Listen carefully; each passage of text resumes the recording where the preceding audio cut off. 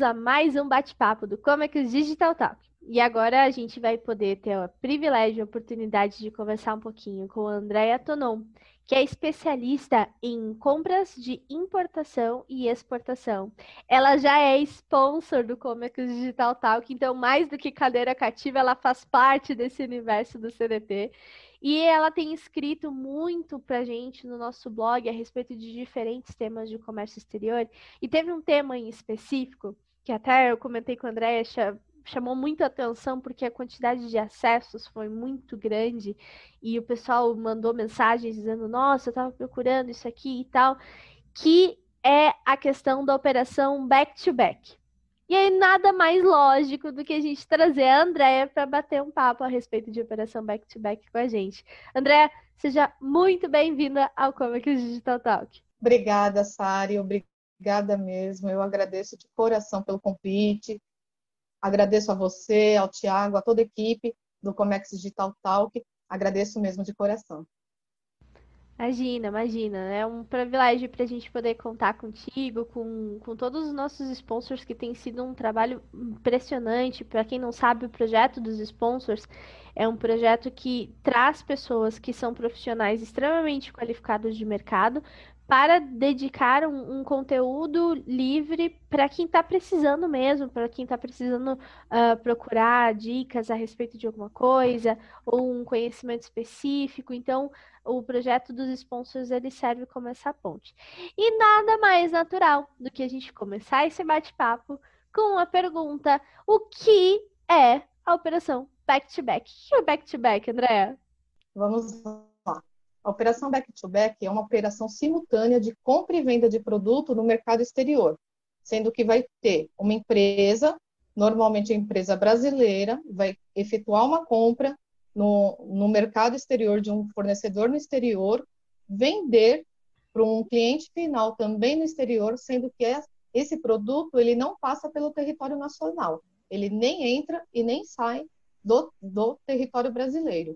Então, a gente chama isso de uma operação triangular, onde está envolvido 3 pessoas, 3 empresas distintas nesse tipo de operação. Entendi. Pode-se dizer que a operação back-to-back é como se fosse uma representação de vendas? Não, na verdade, não. Na verdade, é uma empresa que está fazendo uma intermediação. Então, a empresa brasileira, ela funciona como intermediadora. Ela compra de um fornecedor para entregar no cliente final, e esse cliente final ele não tem acesso ao fornecedor. Então, todo o contato do cliente final é com a empresa intermediadora. Entendi. E você comentou que tem pelo menos 3 pessoas ali, 3 envolvidos nesse processo do back-to-back, e eu queria entender um pouquinho quem são esses envolvidos no processo. Exatamente. O back-to-back ele é uma operação triangular, e é uma operação que envolve 3 pessoas, ou seja, é a empresa brasileira, nesse caso que ela funciona como intermediadora, ela vai procurar um fornecedor no país exterior, e tem o fornecedor, que é o que vai fabricar o produto e vai entregar o produto para o cliente final, a ordem da empresa brasileira. E nós temos também o cliente final, que é, na realidade, o importador, que vai importar esse produto, que vai desembaraçar esse produto no seu país e que vai efetuar o pagamento desse produto para a empresa brasileira, que é a intermediadora. Então, são esses três pessoas envolvidas. E, na realidade, tanto o fornecedor como o cliente final, eles podem estar em países diferentes, distintos, como eles podem também estar no mesmo país. É raro, mas acontece. Entendi. Então, nesse caso, a gente está falando de pessoas que intermediam. Eu fiquei com uma curiosidade. Por que uma pessoa dentro do mesmo país faria um serviço desses? Na realidade, não é a pessoa que que está no mesmo país. A empresa intermediadora, ela está em outro país. Nesse caso, a empresa está no Brasil. Quem pode estar no mesmo país é o fornecedor e o cliente final. Muitas vezes o cliente final ele não efetua esse tipo de compra por não ter conhecimento, por não entender de importação direito, ou por ele não ter crédito no mercado. Tem muitos os fatores. Então, ele usa essa operação de uma empresa que possa ajudá-la a fazer isso. Então, a empresa brasileira, ele ajuda aquele cliente a encontrar um produto que seja que atenda às necessidades dele, e a transação é feita tudo entre eles dois. E cabe ao comprador do Brasil entrar em contato com o fornecedor e fazer essa intermediação. Mas, assim, o fornecedor ele não tem contato nenhum com o cliente final. A única situação que ele vai ter é que na hora que ele emitir o documento de embarque, ele vai embarcar a carga para o cliente final. Entendi. Não sei se deu para ficar claro. Deu. É porque é uma coisa que gera dúvida, porque a gente pensa, poxa, tem 3 pessoas ali envolvidas, só que esses porquês da operação back-to-back, porque é interessante a gente saber mais, é porque muitas vezes não tem um suporte, não tem por que escolher, né? Inclusive, eu ia te perguntar, qual é a vantagem de ter, de aderir a esse tipo de operação? Se tem alguma desvantagem? Ou qual é o tipo de situação indicada para trazer a operação back-to-back? Na realidade, a operação back-to-back, ela traz muita vantagem para o negociador brasileiro, para a empresa brasileira, porque é ele que vai atrás de um potencial cliente no exterior, é ele que verifica a necessidade desse cliente, que vê as dores desse cliente. Ele tem esse conhecimento desse cliente, ele vai procurar no exterior um fornecedor que atenda essa demanda do cliente. Então, a vantagem principal é para a empresa brasileira. Por quê? A partir do momento que faz uma operação triangular, ela não tem a entrada e saída de material do país. Com isso, a gente tem ganhos logísticos, porque a redução de tempo de entrega do material do fornecedor para o cliente é muito grande, porque ele não passa pelo Brasil para depois você ter que exportar para o seu cliente. Ele sai direto do fornecedor para o seu cliente final. Então, o ganho logístico é enorme.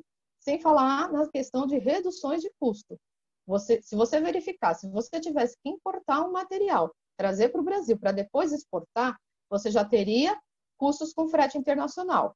Sem falar o custo de frete interno, tanto na entrada do material no país, bem como a sua saída, e além de tudo, você teria também gastos com armazenagem. Então, assim, no final das contas, o custo é bem mais reduzido.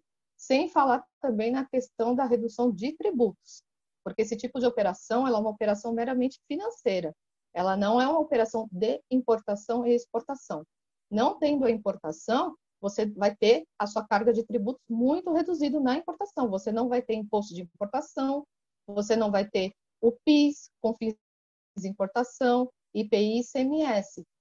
E, sem falar, os ganhos logísticos e a redução de custo, você também tem uma redução burocrática. A partir do momento que não é uma operação de importação e exportação, você não tem a necessidade de emitir declaração de importação, licença de importação, declaração única de exportação. Isso já é um ganho enorme para a empresa. Então, assim, os ganhos não estão no cliente final, está na empresa brasileira que procura oferecer esse tipo de operação. Quem são as empresas que é indicado oferecer esse tipo de operação? Existem empresas específicas, especializadas em back-to-back, ou muitas vezes são importadoras que, na verdade, fazem apenas essa ponte? Como funciona? É assim, na realidade, qualquer empresa importadora e exportadora, ela pode fazer esse tipo de operação. O que acontece é que não existe uma lei específica que regulamenta esse tipo de operação. Então, as pessoas ficam receosas de fazer. Tem muitas pessoas que não têm sequer o conhecimento que existe esse tipo de operação e que pode ser feita. Então, normalmente, existem empresas específicas que podem fazer, ajudar uma empresa importadora e exportadora. Mas a empresa importadora e exportadora, qualquer uma ela pode fazer. O que dá é o receio. Não tem uma lei que regulamente, que embase, que você possa fazer todo o seu processo em cima de uma lei. Então, isso gera um desconforto, uma falta até de preparo. Essa é a realidade. Nossa, que situação. Até porque a gente está num momento de muita instabilidade financeira, né? Então, Existem aí certas decisões que precisam ser tomadas, assumindo riscos e até mesmo mitigando outros problemas. E ao mesmo tempo que você, ok, não tenho essa regulamentação, eu tenho um custo muito mais baixo de trazer e proporcionar todo esse meio de campo, essa movimentação interessante. E como é a estrutura de uma operação back-to-back?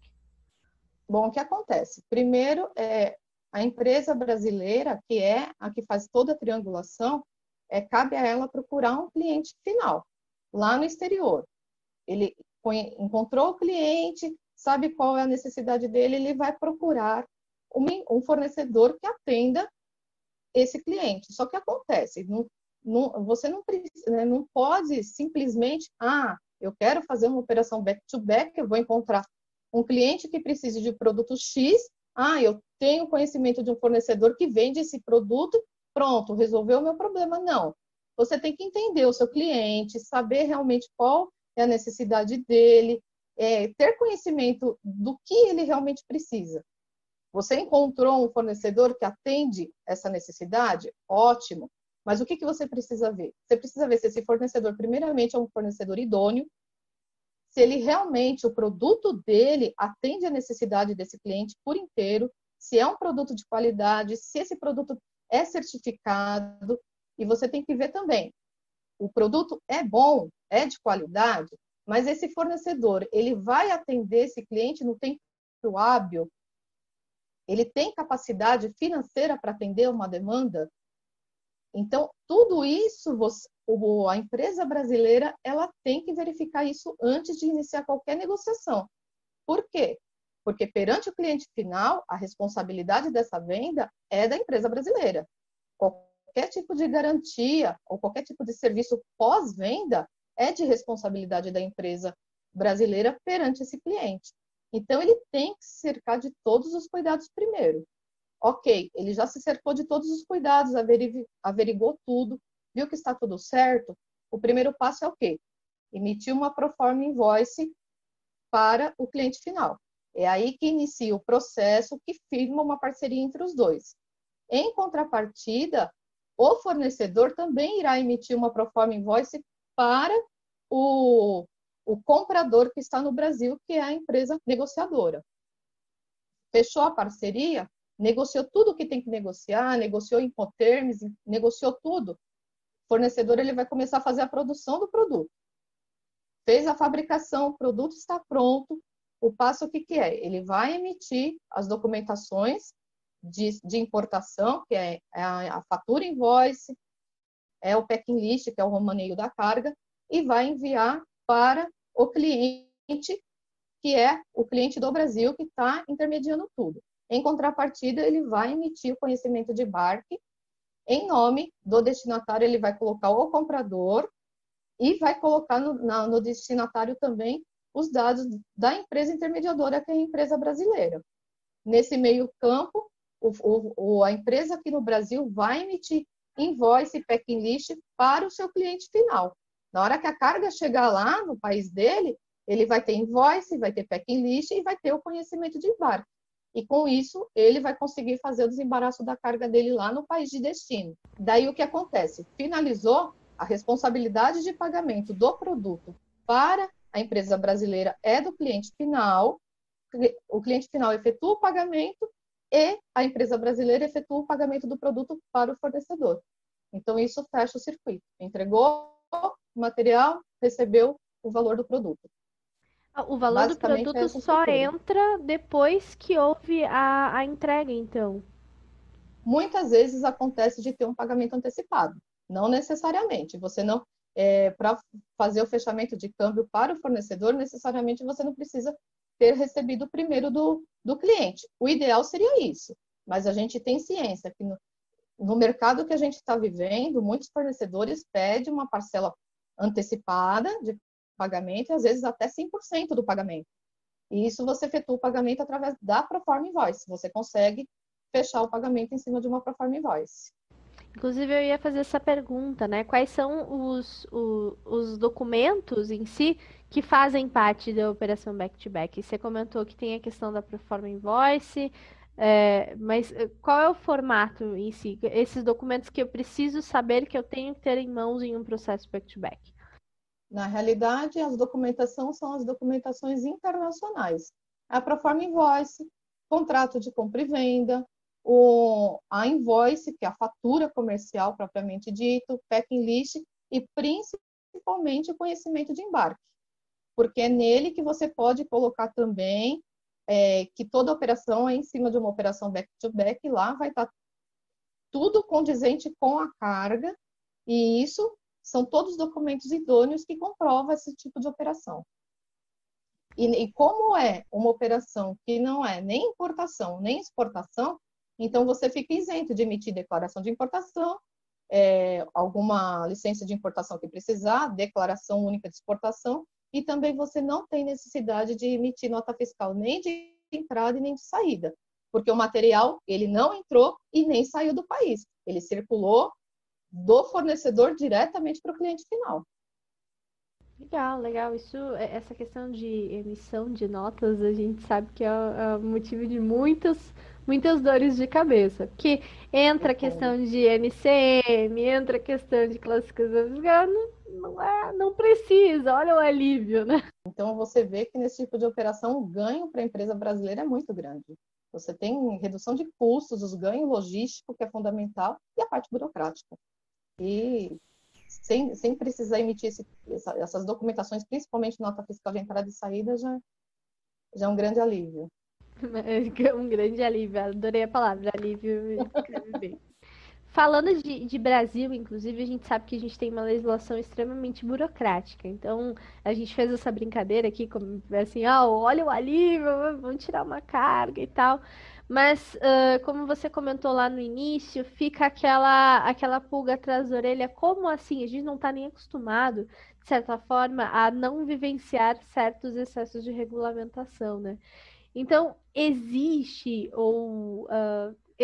talvez a previsão, se não existir, mas eu não sei se existe na verdade, a necessidade de algum tipo de autorização prévia de algum órgão que faça a realização dessa operação, para o fechamento de câmbio, porque se a gente está falando de dois câmbios diferentes e uma pessoa representando como funciona, no caso, a partir de recebimento da empresa brasileira que está sendo intermediadora, com base em que ela tem aquele cálculo ali de recebimento e tal. Tem algo que regulamenta tudo isso? Tem alguma autorização que consegue, pelo menos, dar um norte no meio de tudo isso? Não, na realidade, não. Antigamente, era regulamentado, você tinha que pedir uma autorização para o Banco Central. Lá eles te entregavam até um passo a passo da operação. Hoje, não mais. Então, você não precisa de autorização prévia nem da Receita Federal, muito menos do Banco Central. E o pagamento, toda essa parte de pagamento, fechamento de câmbio, ela pode ser feita um pagamento de ordem bancária ou qualquer outro tipo de pagamento autorizado pela legislação brasileira. Então, se você vai fechar o pagamento, você tem que fechar com uma instituição que é autorizada pelo Banco Central a trabalhar com operação de câmbio. Isso é fato, isso é para qualquer tipo de operação. Agora, você não precisa de uma autorização prévia. Então, o ideal é o quê?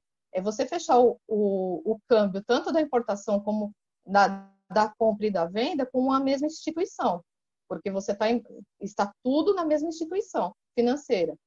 E você precisa se atentar a um detalhe. Essa operação, ela é uma operação financeira, ela não é uma operação de importação e exportação. Então, tem que ter um ganho financeiro nisso. Então, o valor da venda, ela tem que ser maior do que o valor da compra. É isso que justifica a operação back-to-back. Você tem que ter um ganho com esse tipo de operação. Esse ganho tem que ser visível. Você não pode comprar o produto por 4 e vender por 2. É o contrário.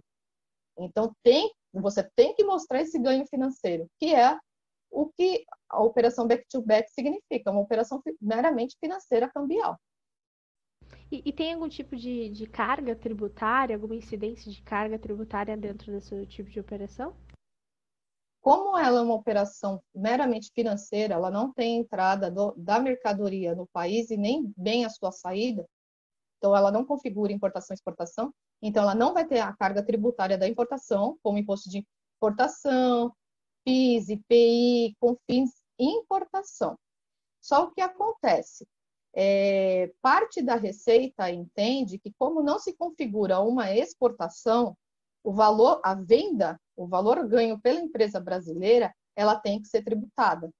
Então, ela é tributada pelo imposto de renda pessoa jurídica e pela contribuição social sobre o lucro líquido, ou seja, em cima do lucro que ela ganhou na operação, e ela é tributada também pelo e COFINS faturamento, ou seja, em cima do valor da fatura. Então, assim, em questão de importação e exportação, ela não é tributada, mas ela é tributada em cima do faturamento, porque houve uma venda, é uma operação financeira. A empresa brasileira, ela recebeu por essa operação, e ela tem lucro acima disso. Então, PIS, COFINS, faturamento, ele é tributado em cima do faturamento, em cima do valor da fatura que a empresa brasileira emite contra o comprador final, e também vai ter a contribuição social em cima do lucro líquido e o imposto de renda sobre pessoa jurídica. Aí é sobre o lucro, que é a diferença entre o valor da venda e o valor da compra. E, André, eu gosto muito de histórias.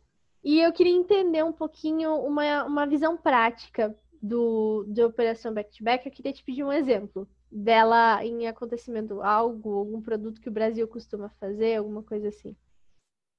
Olha, você pode ter assim uma situação de uma empresa dos Estados Unidos que ela quer importar uma pistola de pintura para pintar carros, uma pistola para pintar os detalhes de uma pintura de um carro. É uma pistola de pressão, ela tem toda a especificação dela, um bico que tem que ser numa ponta regulada, tudo. E você uma empresa brasileira, você tem um conhecimento que existe um fornecedor na Alemanha que vende esse tipo de pistola. É uma pistola de qualidade, você como importador, você como empresa brasileira, você já importou esse tipo de produto, você já conhece ele, você sabe qual que é a qualidade do produto e você sabe que vai atender esse cliente. Então fica tudo muito mais fácil. O cliente precisa de 10 pistolas. Ok, você já conhece esse fornecedor, você já sabe qual que é a prática dele no comércio internacional e qual a qualidade do produto dele. Então, é esse produto que você vai oferecer para o seu cliente. Então, você tem a necessidade do seu cliente e você tem um fornecedor. É uma venda casada. Você mata 2 coelhos com uma cajadada só. E E, de como fato, você vai... Desculpa, André. Como que a gente se coloca, se dispõe a ser um negociador? Onde se encontram esses negociadores? Como que as empresas chegam até esse negociador? Na realidade, é o contrário. É a empresa brasileira, o importador, o negociador que vai atrás de um cliente, que vai atrás de um fornecedor. É ao contrário, não é o cliente ou o fornecedor que vem até você, é você que vai em busca deles. E normalmente, você não vai sair por aí, eu quero começar a fazer operação back-to-back. Então, eu vou sair à caça de um cliente e vou sair à caça de um fornecedor. Não é assim. Normalmente, você já tem um cliente firmado, um fornecedor firmado. Muitas vezes, a melhor situação é essa. Você ter o cliente firmado, você já tem o fornecedor específico que normalmente fornece para você. Você tem conhecimento, você já fez o teste desse produto. Aí sim você vai oferecer esse produto para o seu cliente. Então, assim, na realidade, é você que vai atrás. Por que você vai atrás? Porque você quer reduzir os custos da sua empresa. Você quer ganhos para sua empresa. Então, é muito mais fácil você encontrar. Agora, você não tem um cliente específico, você não tem um fornecedor específico, você precisa trabalhar nesse tipo de operação, mas com algo que você tenha conhecimento.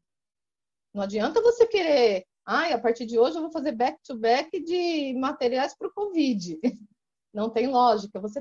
Você tem que entender do produto que você vai oferecer. Mesmo porque você, como uma empresa, que você quer manter esse tipo, essa sua imagem perante o comércio, você tem que entender do produto que você está vendendo. o produto não é seu, você não fabricou, mas é o seu nome que está lá, você que está vendendo. Então, você tem que entender dele. Você, antes de mais nada, você tem que ter uma amostra do produto, ver se realmente é compatível. Você precisa entender da funcionalidade do produto, se é um equipamento. Você precisa ter um respaldo técnico. Muitas vezes, quando você compra um equipamento ou uma peça, por exemplo, você vai até o fornecedor, você vai ganhar, você vai ter como que se diz? Me fugiu a palavra agora, um treinamento. Você vai ser treinado a como utilizar esse tipo de equipamento. Então, assim, você tem um embasamento técnico para poder vender. Não adianta nada, o exemplo da pistola. O meu cliente precisa de uma pistola de pintura, eu tenho um fornecedor que fornece, mas eu não entendo nada de pistola de pintura. E se a pistola chega, não funciona? Às vezes não é nenhum defeito, às vezes falta de conhecimento. Você é o técnico, você tem essa parte técnica, você consegue resolver o problema do seu cliente, mesmo porque você vai ser responsável por esse produto. Então, você tem que ter um conhecimento do que você está negociando. Não adianta nada você pegar qualquer mercadoria no mercado, tentar vender, tentar achar um fornecedor, porque vai ser um tiro no pé. Vai ter empresas que vai fazer isso? Com certeza. Isso não tenha dúvida. Mas não é o viável. Sempre tem, né? Sempre tem aquele pessoal que é como diz a Roberta, papai papudo, e vai, e mete as caras, né?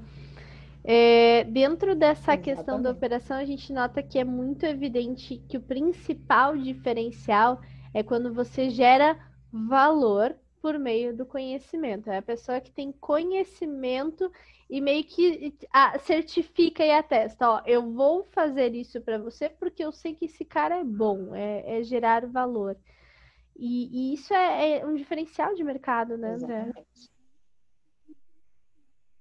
Sim, você não vender por vender, qualquer um vende, né? Se você me der qualquer produto, eu vou vender para você e vice-versa. O que você tem é saber o seu posicionamento no mercado. É o que você está vendendo, como você pode resolver o problema do seu cliente, e você tem que dar um suporte para esse cliente. Porque em uma planta, numa fábrica do cliente, vai ter parada de produção, vai ter peça de reposição que você vai precisar trocar. Isso tudo você tem que respaldar. Isso é um exemplo, né, de materiais que eu trabalhei a vida inteira. Você tem a vida útil da peça, que também tem o seu desgaste natural. Então, se você não tem esse conhecimento, qualquer probleminha que vai dar, o problema é no produto. Muitas vezes não é. Às vezes é uma falta de uma troca de uma peça de reposição no decorrer do tempo. Então, você tem que dar esse respaldo para o cliente. Para você dar esse respaldo, você tem que entender do que você está vendendo. Não termina, a operação back-to-back não termina no final da venda, então.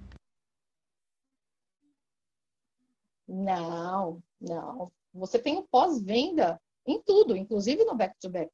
O back-to-back é uma operação para quê? Para você reduzir os seus custos. Isso não te exime da responsabilidade. Não é porque o material chegou no destino final, o cliente conseguiu desembaraçar essa carga. Pronto, acabou minha responsabilidade. Não. Então, a responsabilidade vai muito além da venda. Legal.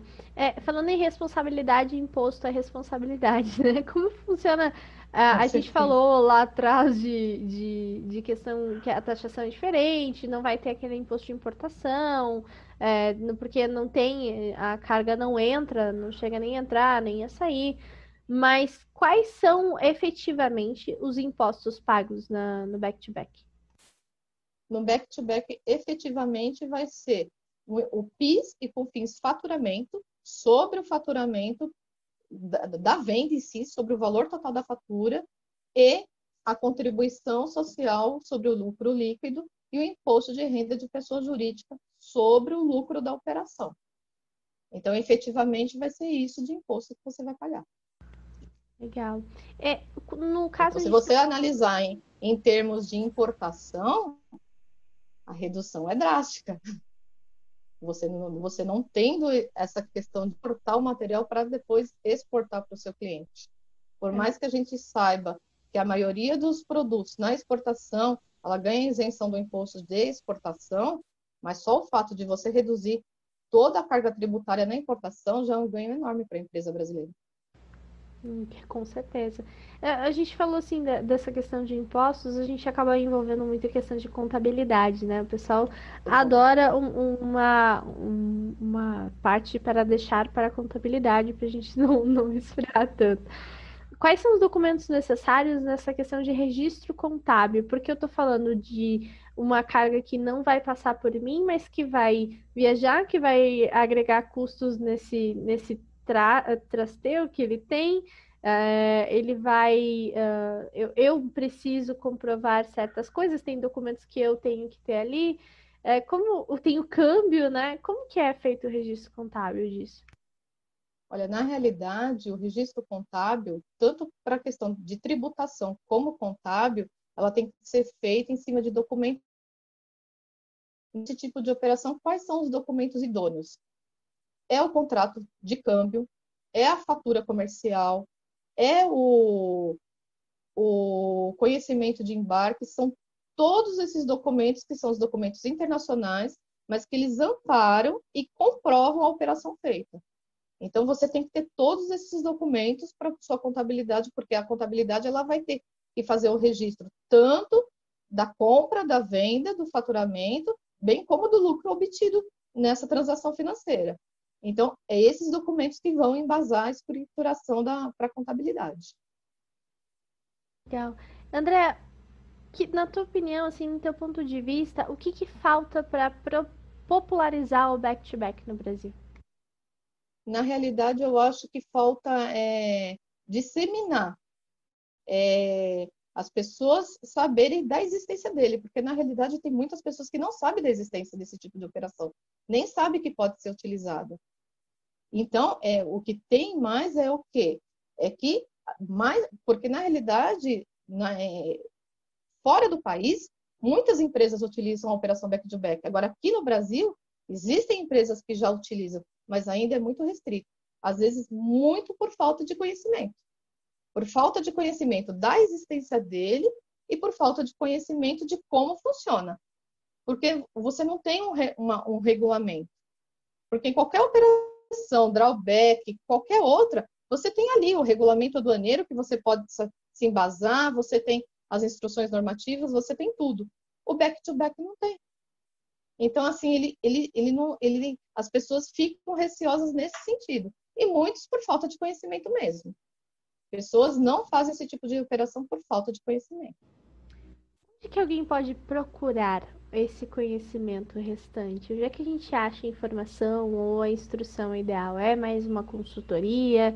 Existe algum tipo de curso, formação para isso?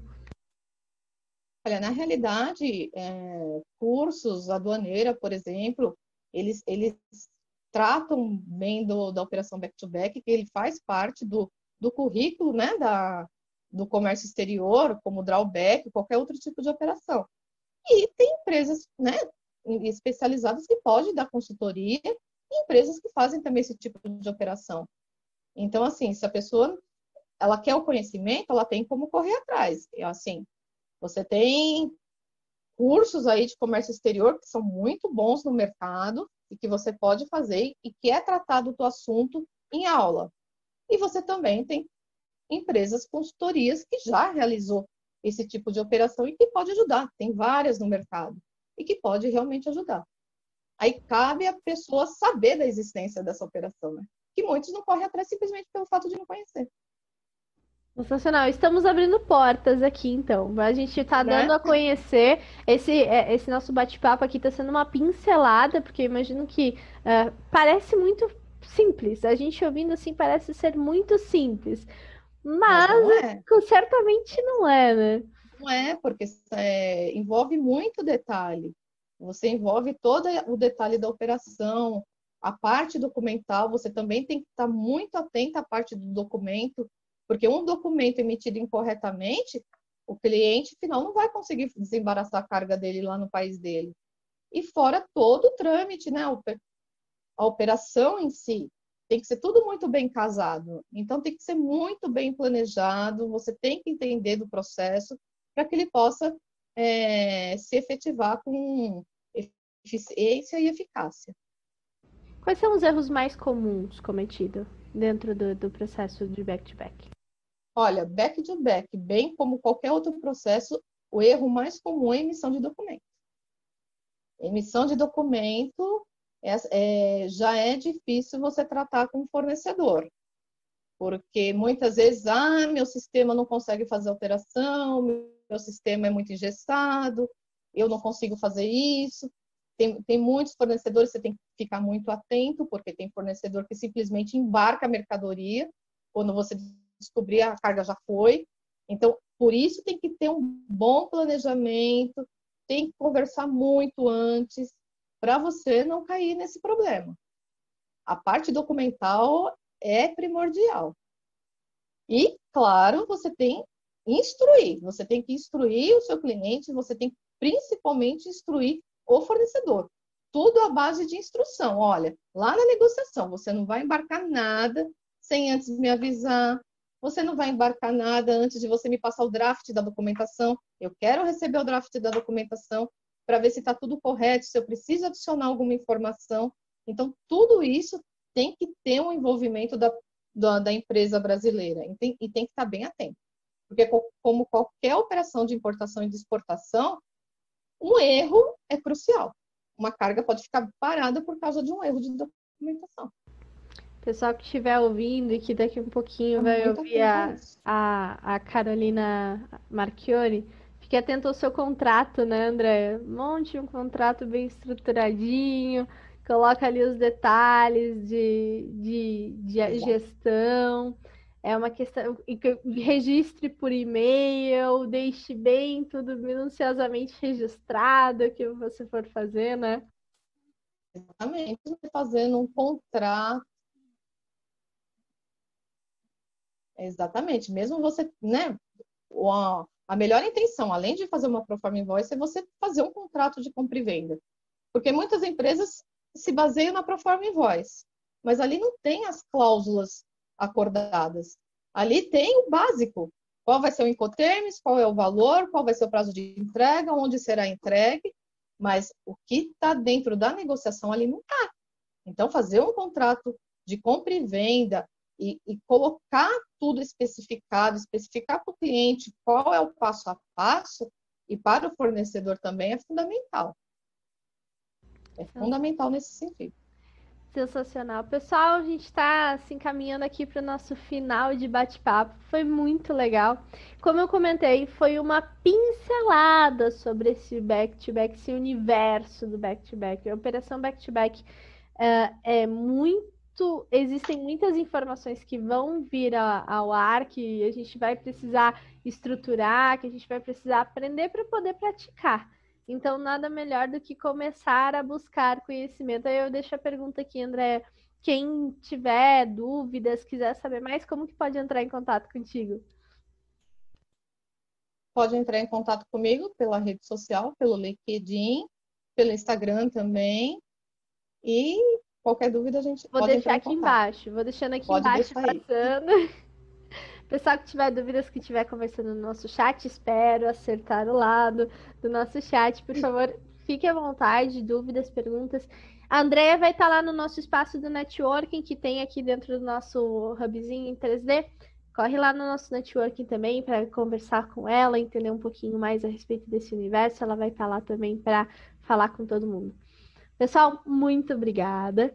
Vamos seguir aqui o barco, porque hoje ainda tem mais. Hoje a gente ainda tem uma agenda cheia. Temos Daniel Lins, temos Marcelo Viana, tem Thiago Vergal, tem o Marco Riveiros da Brasil Export. E a gente termina daqui um pouquinho. O dia passa rápido, né? Ao vivo a gente termina com Nesta Felp da Natura. Acho que vai ser sensacional, hein? Eu não perderia mesmo. Então, pessoal, muito obrigada. Sejam muito bem-vindos ao primeiro dia de CDT e vamos, que tem mais. Tchau, tchau. Obrigada. Tchau, tchau.